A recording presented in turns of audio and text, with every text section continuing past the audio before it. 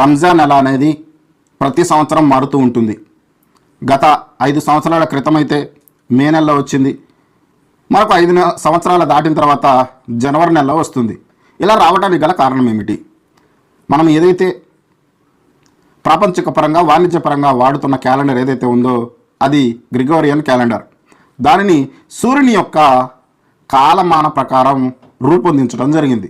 భూమి తన చుట్టూ తాను తిరుగుతూ సూర్యుని చుట్టూ ఒకసారి తిరిగి రావడానికి పట్టే కాలము 365 రోజుల 5 గంటల 48 నిమిషాలు.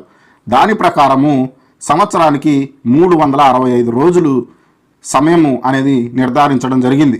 కానీ అల్లాహ్ సుబ్హానహు వ తఆలా ఖురాన్లో ఈ విధంగా తెలియజేయడం జరిగింది, సూర్యుని ప్రకాశవంతంగాను చంద్రుణ్ణి కాంతివంతంగాను తీర్చిదిద్దినవాడు ఆయనే. సంవత్సరాల యొక్క సంఖ్యను లెక్కను నిర్ధారించడం కోసము చంద్రుని యొక్క దశలను నిర్ధారించడం జరిగింది. అల్లాహ్ సుబ్హానహు వ తఆలా ఖురాన్లో మరొక చోట తెలియజెప్పడం జరిగింది, వారు నిన్ను నెలవంకను గురించి ప్రశ్నిస్తున్నారు కదూ, అది ఆరాధనా వేళలను హజ్ దినాలను తెలుసుకోవటానికి నిర్ధారించడం జరిగింది అని చెప్పి అల్లాహ్ సుబ్హానహు వ తఆలా చంద్రుని యొక్క ప్రస్తావన తేవటం జరిగింది. అంటే చంద్రుని యొక్క దశల ద్వారానే నెలల లెక్కింపు ఉండాలి అని చెప్పి అల్లాహ్ సుబ్హానహు వ తఆలా ముస్లింలకు ఆజ్ఞాపించడం జరిగింది.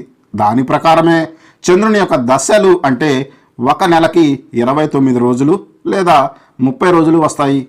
మరి 12 నెలలకి మొత్తం 355 రోజులు వస్తాయి.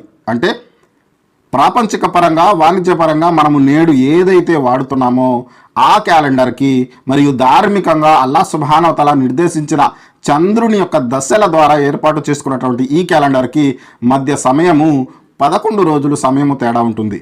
కాబట్టి ప్రతి సంవత్సరం కూడా ఒక 11 రోజుల సమయం అనేది మనకు ముందు ఉంటుంది, అంటే ముందుకు జరుగుతూ ఉన్నట్లు ఉంటుంది.